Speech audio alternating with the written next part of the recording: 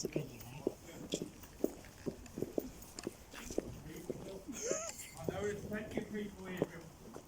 Just gather up here, please.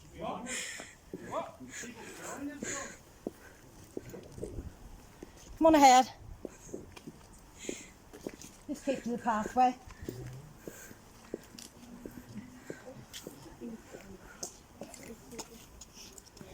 He's all right there. Just shine that down there a little bit. Yes, Bill. Excuse me. Yes? What are you doing? I'm burying my cat. You're burying your cat Yes, Yeah. he's burying his cat. in a medieval graveyard. Yeah, he's medieval cat. This wouldn't be grave robbers by any chance. No, not us, we Bill. don't do that, Bill. Should we do? No, we don't, Bill. No. He's I'm burying his my cat. Come on. I suppose we give you the benefit of the doubt. Very dodgy, Bill. They are, aren't they? Yeah, very dodgy. Hmm. As long as she doesn't call the old Bill, we'll be all right, Bill. Yes, Bill. I'll have a Say word. hello, Bill. I'll have a word with the constable when I see him round there. She's going to talk to the old Bill builder. Hold on, who's this lot?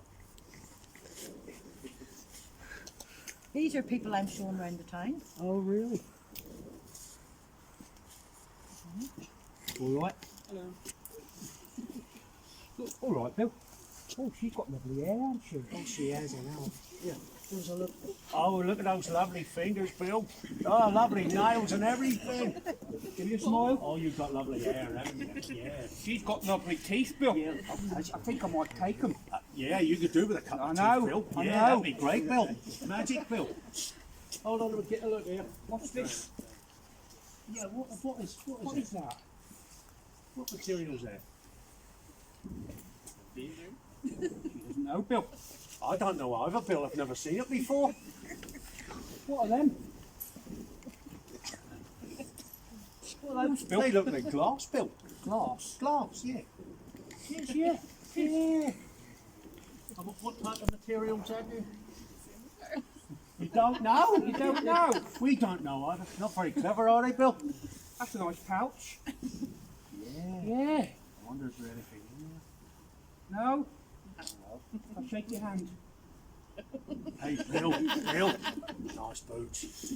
Very nice boots, Bill. Yeah. Yeah. And who are you, mate? Hello, sir. What sort of material? I don't know, we don't know. Not another one. I'm not taking it. A pretty thick bunch, this No, one, aren't look at these Yeah. lot behind us. He's got no hair, Bill. Can't have his hair. No, that's no good, Bill. Definitely not, Bill. She's got nice hair, though. Yeah, yeah. So's this one, Bill. Yep, definitely. Oh, look at that hair, look, Yeah. Bill. Yeah, Bill. What sort of material is that? Poundland? What's that? Poundland? Never heard of it. Shop? What's a shop? What's a shop? We don't know what a shop is. What's that? What's that, Bill? That looks. Oh, that looks nice and warm, Bill. Just done it. Don't it just, Bill? And who's this at the back there? Hey, Bill, we got more glass here, Bill. We got more glass. We have, haven't Look, we? Bill. They're not as big as those ones there. Nice shoes, Bill. Nice shoes. Ah. I think they fit me. They might do, Bill. Bill, Take them. Bill, I think we'll have to nobble a few of these on the way. Yeah. Yeah. The likelihood we've got here, isn't it? He's got one of those things on his head as well. Yeah. Oh, yeah. Yeah. Oh, look, Bill. Oh, not more, Bill. More glass. Not more, Look. have we? And more glasses. Yeah, look. Look, more glass. What's going on Yeah. here, Bill? Look, they're nice. Oh, yeah. Oh, Definitely. look at the colour of them. Very nice. Oh, oh. Look. He's got a ring on it. Oh, he definitely has, Bill. Plastic. What's Yeah. plastic? Oh, look. Jewellery, Bill. We get a few pounds for that, Bill. Yeah. Yeah, definitely. It's all right. We'll follow them later. It's like a leather. What's leather? That jacket, that heavy material that keeps you warm. Oh, right. Right, yeah. Oh, look, this one's got nice hair. Oh, yeah. Look at the teeth, Bill. Oh, yeah, Bill. Look at that. Them. Yeah. Have you got the teeth pullers? I have actually. Hold on, they're in my pocket here somewhere. Oh, no, I must have dropped them, Bill. Ah, Generally, your customers have to be dead, do they not? she looks dead. Yeah. And they're not very smart. She's still breathing. Oh, I could make that. We could make something of Yeah. that. Yeah, we could indeed. We could change that very quickly. But we wouldn't do that, Mrs. No, we definitely like wouldn't to do think that, so. Mrs. No, we wouldn't do that. We're kind. Well, I don't know about your cat, but I think it's got a few fingers. No, They're No, sticking up no. out of the ground there. no. No, my cat's not got fingers. He's got clauses. Looks like fingers to me. No, definitely not. Definitely not. And please don't call the old Bill. We're only burying his cat. Well, I'll let you off it this time. Oh, thank you. That's very good of you. Thank you, Mrs. I'll take my people away from you. Thank you, No, Mrs. don't. I want the hair And the teeth. and the teeth. And the boots. Yeah. Yeah. And that jewellery And the glass. and the glass. No, I don't think the glass will Oh, suit yeah. me. It'd be good for making fires, Bill. Oh yeah, it would, wouldn't it? Yeah. Sunlight. Yeah. We'll head on now, people. All right, then. All right then, we'll follow you later. We'll catch up with you lot later. I'll keep me You eyes and out all. for you. Yeah. Just watch your foot. You see you lurking about? Well, it's kind of comes with the job. We're kind of got to stick to the dark corners sometimes. All right. Just come on, in close. People. So, what's your profession, sir? Well, I am the town rat catcher, Oh, very good. so it's up to me to catch all the vermin that are squeaking about around the town. This town has no underground sewer system, and it's right next to a dock, which is an open door to the world. So rats just come in. They love the squalor. It's a breeding ground for things. So basically, I'll catch a rat using my team of a ferret and a cage. And I think I see your kids over there. that's right. Yeah, I'm just waiting for the culprit to present himself. I see you've already got one in there. Yeah. And once I got the rats, there are several things I can do with them. Some ways I can make extra money from the rats themselves. I mean, I make money from catching them, getting rid of them, but I also can make a lot of money from the rats. So if I save them up, I can breed them, keep the babies fancy, keep them in a cage, and I can sell them on.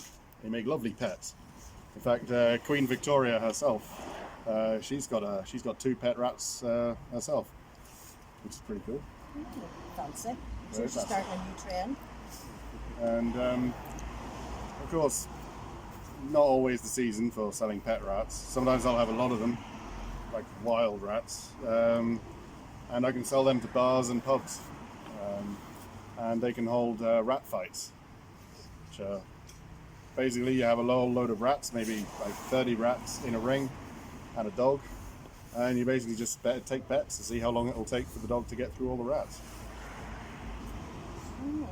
So high quality entertainment. I'm a very highbrow businessman, I like to think. Yeah, the top hat brigade. Absolutely. Touch like yourself. Do you have another job? Oh yeah, recently the town has asked me to clean up the place. As I said, there's no underground sewer system here. So I've recently just scooped up all the filth and taken it away with me. And when I have all the filth, that itself can be quite profitable as well. So I can separate it out.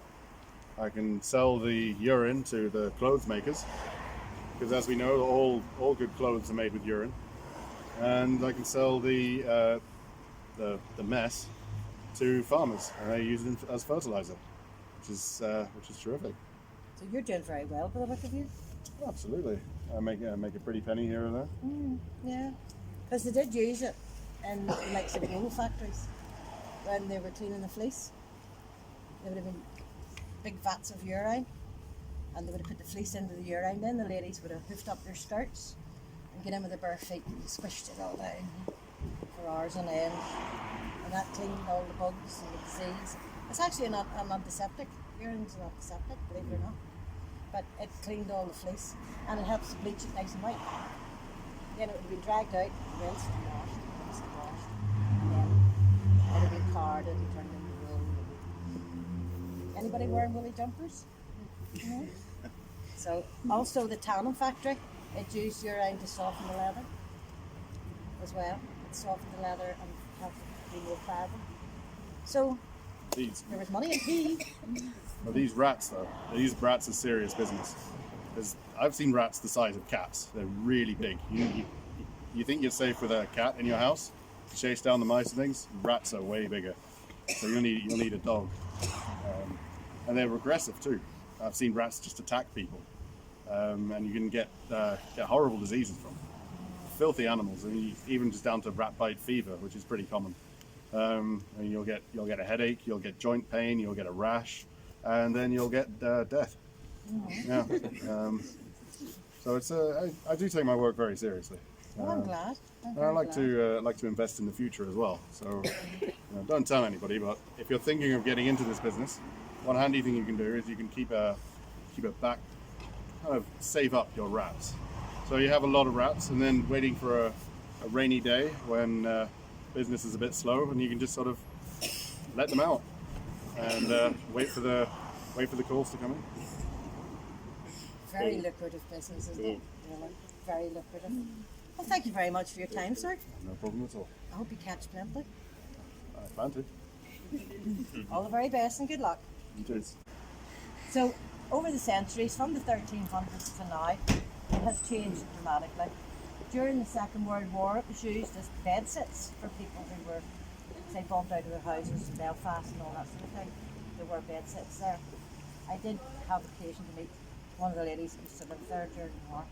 Then it became a cafe, then it became a hairdresser's, then it became a hotel. It had all different uses all through the years, but nobody ever changed it very much. There's still a lot of the original features in there, including the ghosts, if you believe that sort of thing. A lot of people don't, but trust me, stay a few nights in Dobbins and you'll become a believer. I can assure you and guarantee you of that. There has been a few people who have stayed there not even knowing the history of it and have abandoned the place at 6 o'clock in the morning, bag and baggage, because they've come across the ghost. Nasty one. There's one nasty one. There's a couple of ghosts in there that could date back to, for instance, 1600s. The Dobbin family who lived there, he married a very young woman. He was an elderly gentleman, not elderly to them standards. He would have been in his 60s, and he married a girl called Elizabeth Dobbin, and she was 18 when he married her. When she was about 20, she met and fell in love with a young soldier from the castle, and the husband found out, and it was the most all-merciful row about this love affair, and he got so angry and so jealous that he cut her throat and killed her, and nobody said anything about it, nobody done anything about it, he wasn't prosecuted or anything, because after all, she was his property, she was his wife, he really liked her, really, and everybody turned a blind eye to that. She was buried and people got on with her life, but she never ever left Dobbin. She's still there to this day, and I'm sure you remember the Most Haunted being in there, that programme where all the psychics and all that sort of thing. Well, they done a Most Haunted programme from Dobbins, and I remember watching it specifically because it was from Dobbins, not that it was even that one, because there was absolutely. But anyway, the psychic was there, and she had got all the information she could off the internet, and she sat in what she said was the haunted room. Actually, she was wrong, but she's sitting saying, "Oh yes, oh I can feel her coming to me. She's talking to me now, young lady, and her name's Maud." And I thought, oh God. The reason to call her Maud, it was the staff. It was actually the staff of Dobbins Hotel that nicknamed her Maud, because they didn't actually know who she was. So they gave her the nickname Maud. Her real name was Elizabeth. Now, if she had said, "She's coming to me, your name's Elizabeth," then I would have thought, maybe one of a million people that know what we're talking about. But no, she said it was Maud. And once she said Maud, that was really done. So Maud's there. We have 4. My mother was there, assistant manager is in there for 20 years. I grew up in there, basically. Didn't live there, but practically, you know. I was there before school, after school, and half the night, you know. So there's Maud. Then there's the man Boots. That's my nickname for him, because that's all you can see, tail end of his coat and shadow of boots. There's a wee boy, don't know who he is. People say he was Thomas Seeds, but no, because Thomas Seeds lived to be an old man, so he wasn't a wee boy.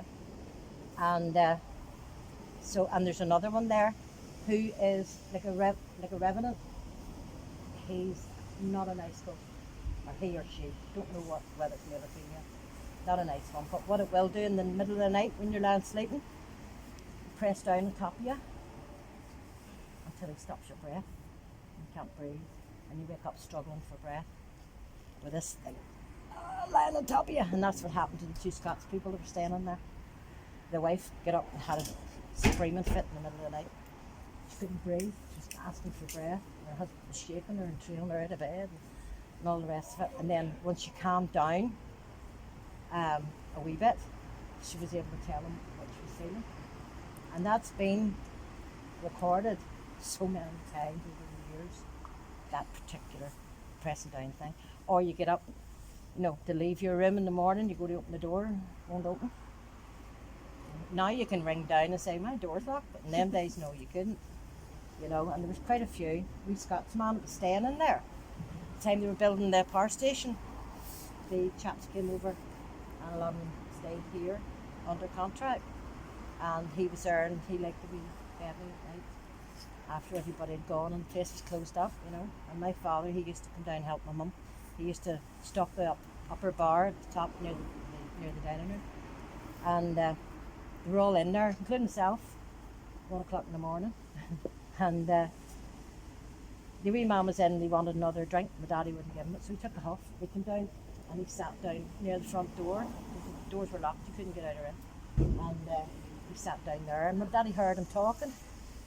He thought, God, he's bad in the night. He's talking to himself, you know. So we called my daddy down. Daddy, come here. Daddy went down and he says, get this woman a drink here. Daddy says, what woman? This woman here. Oh, where'd you go? He was sitting talking to a ghost. And he didn't realise. Daddy says, never mind, she's already in bed. That's where you should be. Come on. You know? Because my daddy's seen and felt and heard things in there. And nobody else was there for years. Didn't bother my daddy at all. Bothered my brother one night. He'd seen it. Took him 2 brandies and a good hour to calm down. Anyway, Elizabeth, as I say, she walks the walls inside and sometimes out. You can see the fireplace from here actually. If you look through the window you can see the fireplace there.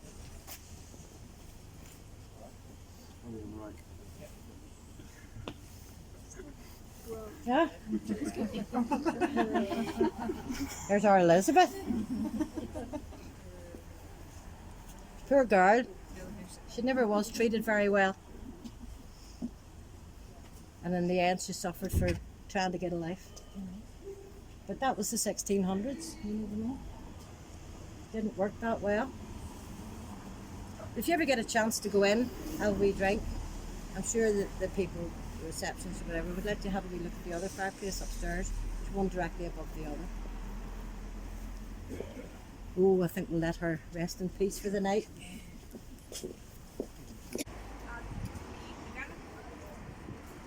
I think we've got the witches of Isla McGee here. Oh crap, we're not even from there, we're from Carrick. Ah. You all heard about the witches of Isla McGee? Well, the witches of Isla McGee, there's 3 of them from Carrick, 2 Janets and Margaret, Carrickfergus. One of them lived in Scotch Quarter, the other one lived in Irish Quarter South. The 3rd one lived up the top road. They were the finger was pointed at them and the ladies from Isla McGee, a girl called Mary Dunbar, who by all accounts, if she was living today, we would have her in Antrim. a bit of a nut job, I think. But it was so easy in them days, in the 1730s, 40s, and 50s. It was very, very easy to put the finger at somebody and call them a witch. But depending on your standing in society, it would be whether you believed or not. She had a sort of, she was like a minister's daughter type of thing, and she was good Christian woman.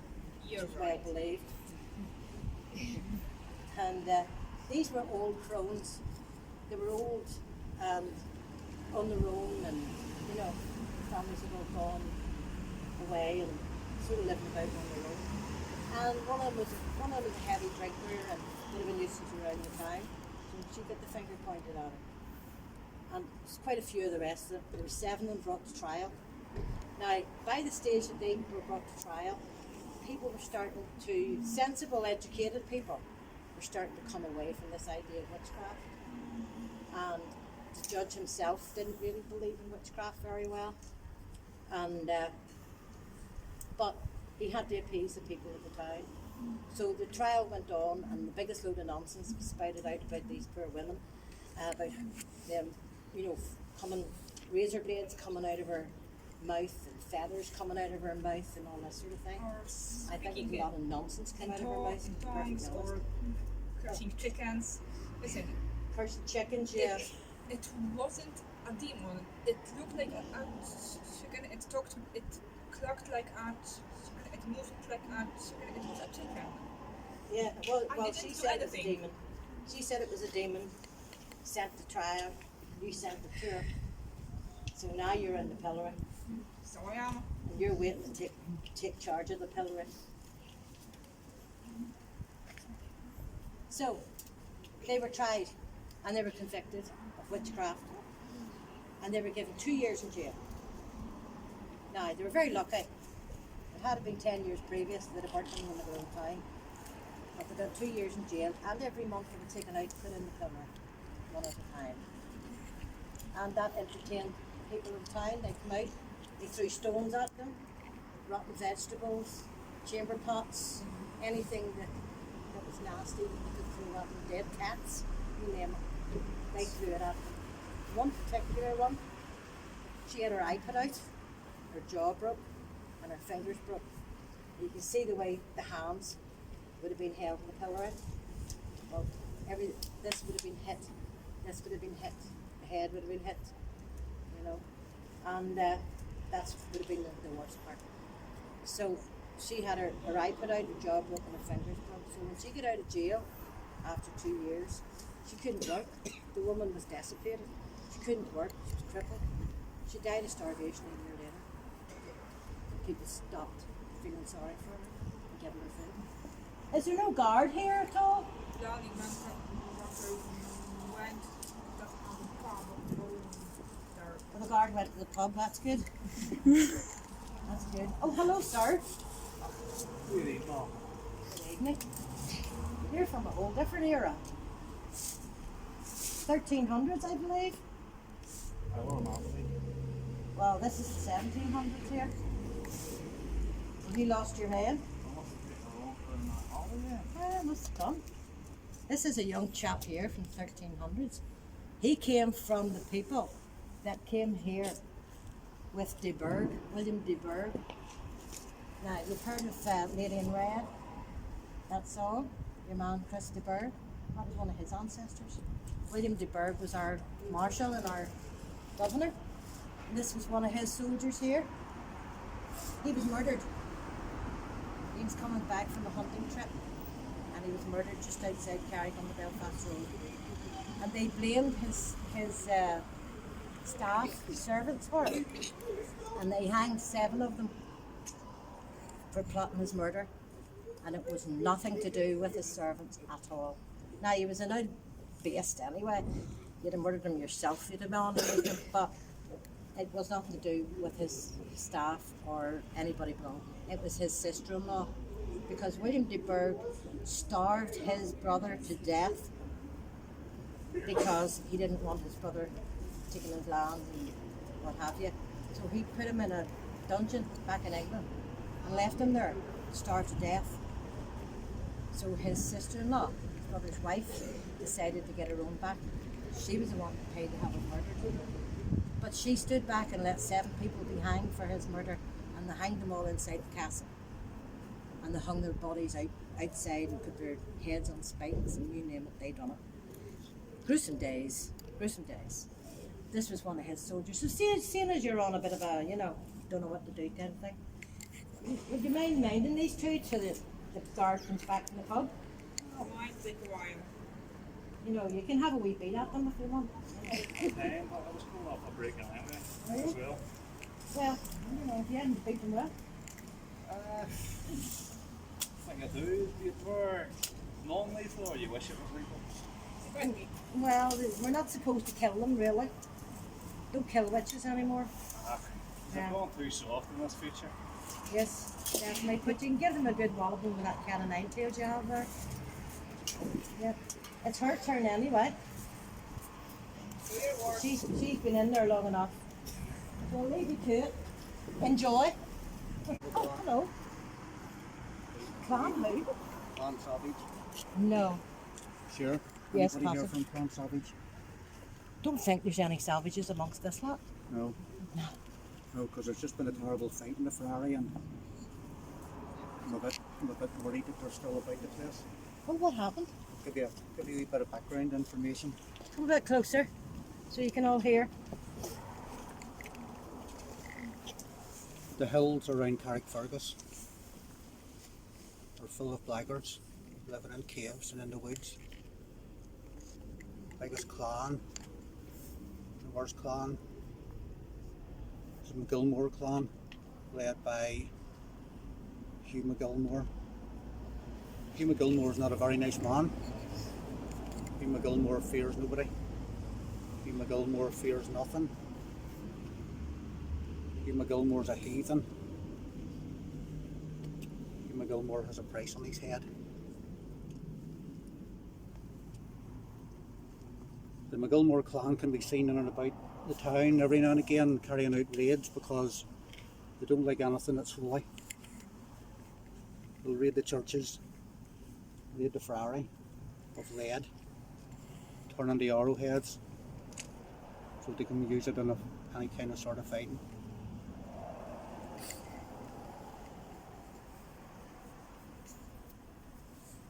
McGilmore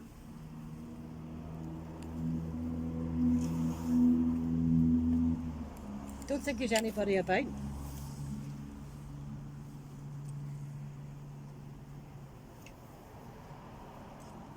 McGilmore wants to better himself. McGilmore has been wooing someone from another clan, Clan Savage, and their clan chief, Hugh Savage. But he's been doing it on the quiet, and no one knows that he has a price on his head.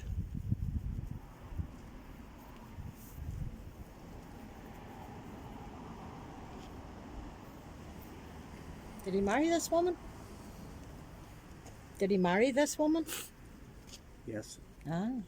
but it was under duress from the abbot of Bangor, married him. McGilmore didn't tell her what was going on. Once they were married, she found out that he had a price on his head, a bounty, but she chose to stick with him. So she was a good woman. And if I've wound it forward until a few months ago, I was walking down the road from Muckamore. I heard a lot of noise at the roadside. Went over. There was a man lying. Somebody had tried to kill him. He thought it was me. Tried to kill me. Wasn't very successful, as you can see. Once I found out who he was, I told him about he needed to fix his ways, needed to stop doing what he was doing, needed to see God and stop being a heathen. So he invited me back to their camp. I chose to go along with him.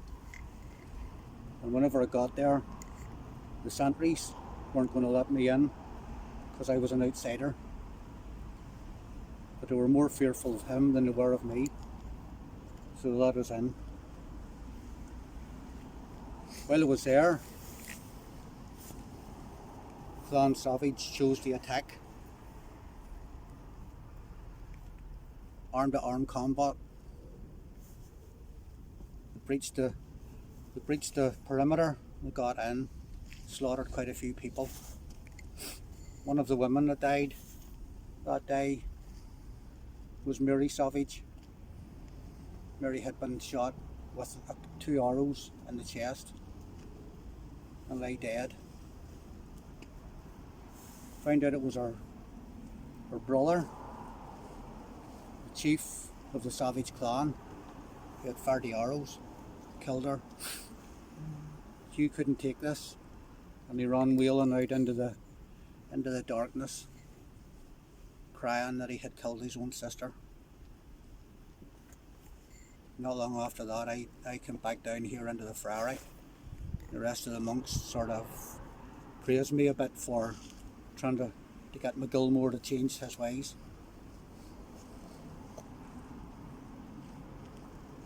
A couple of days ago, I was standing outside the friary and I heard a whole lot of noise. It was McGilmore running over the fields along with his son, being chased by the Clan Savage. He was shouting at me and begging me to let me into the friary for sanctuary, because I have changed my ways. Clan Savage were saying, no, don't let him in. But I chose to let him in. He threw a parcel onto the altar. It was things he had taken from the friary in the past, wanting to return them by way of penance. Clan Savage surrounded the friary. They found an open window. Ironically, it was open because McGilmore had stolen the lead out of it on a previous raid. So they put a ladder up against it, came into the friary, found McGilmore, wanted to kill him, but the captain of the clan that was there said, no, we need to give this man a fair trial. So there was a lot of toing and froing and pushing and shoving, because people were wanting to seek revenge and others were wanting to be a bit more lenient. Out of the crowd came a dark figure, tall figure, drew a dagger, stabbed McGilmore in the chest. It was Hugh Savage. McGilmore lay dead on the altar. Clan Savage, I heard them talking about trying to seek revenge on the Abbot of Bangor for his deceit in the whole thing. And now, as it's approaching high tide, I need to go get the boy and take him to safety on a boat over to Scotland. Wish me safe journey. I do wish you safe journey.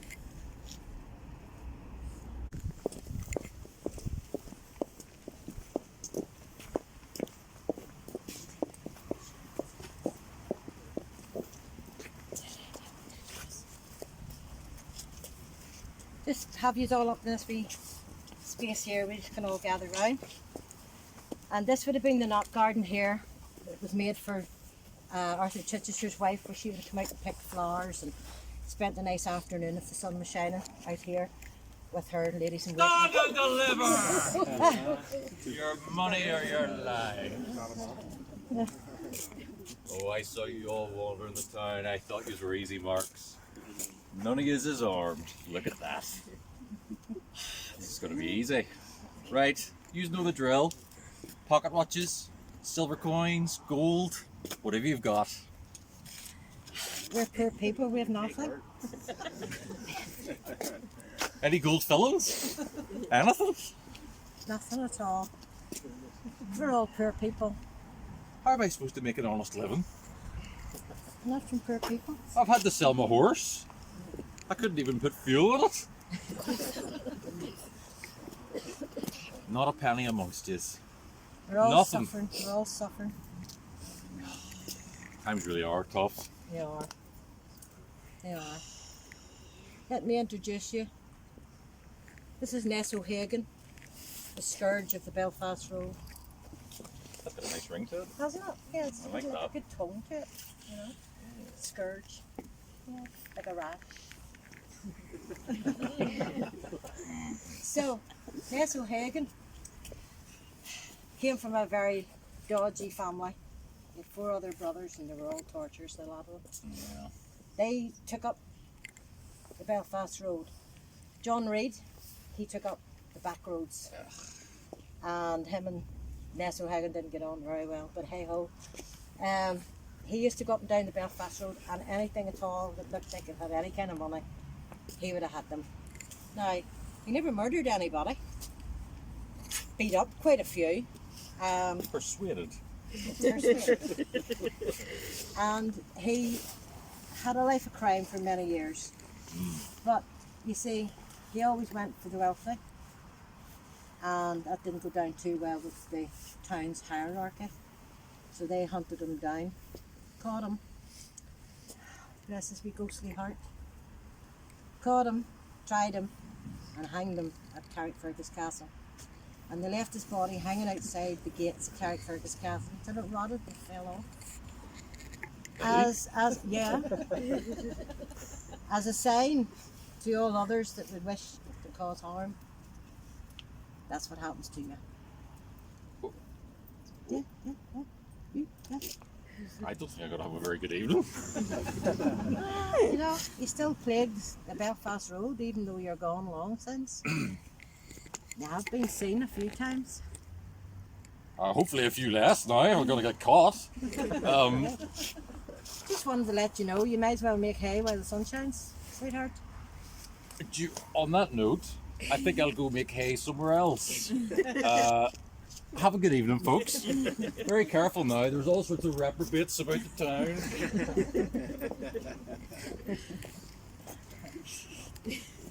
That is a true story. Ness O'Hagan was caught and hanged for being a highwayman, and so was John Reid. John Reid was hanged at Gallows Green, and Gallows Green had a gallows called the Three Sisters because it was triangle, and on a push, on a busy day, they could have hung 6 people up there, but they generally tended to have 3, and they would have hung there until they rotted, fell off, because that was the main way into Carrickfergus along the coastal route. The coastal route follows an old, ancient, medieval route around the coast, the whole coast of Ulster. So he was caught. John Reid was caught also. He was hanged, say, at Gallows Green. And there was another chap who was caught. And in them days when they hanged anybody for being a highwayman or a trader or anything like that there, they hung them until they rotted and it all fell off. This particular one, when he was hanged, his mother pleaded with them to let her take his body and give him a decent burial. Now, they held back on her for 2 days, and then she went to the mayor of the town, and he felt sorry for her, and so he allowed her to go and cut her son down and give him a decent enough burial. When she went to cut him down 2 days after he was hanged, he was still living. He was still living. And he'd hung there struggling for life for 2 days. Now, when they got him down and they discovered he was still living, they transported him across the road to where Liddell's would be now, to a farm called Wilson's Farm. And there they tried to revive him. They got the doctor in, got everybody in to help, you know, all the people with the wee medicines and all sorts of things to try and bring him back to life. And he was alive for about 5 to 6 hours after they got him to Wilson's. But he was able to say goodbye to his mother and her to say goodbye to him. And he's now buried in Prospect. As I say, like that's some hanging about there, wasn't it? That puts a whole new story on it, you know. I hung about for a couple of days, you know what I mean? Maybe that's where they get that from, you never know. Well, thus ends the tour, and I hope you've had a bit of information tonight.